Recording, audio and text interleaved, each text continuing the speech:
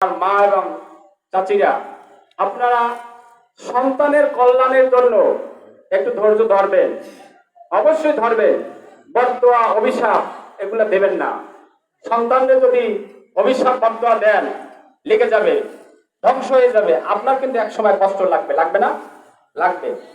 আর আমার যারা পুত্রবধূ হিসেবে আছেন, যারা ভাবিরা, বোনরা, শাশুড়ির প্রতি পুত্রবধূদের কিন্তু বড় কোনো দায়িত্ব নাই।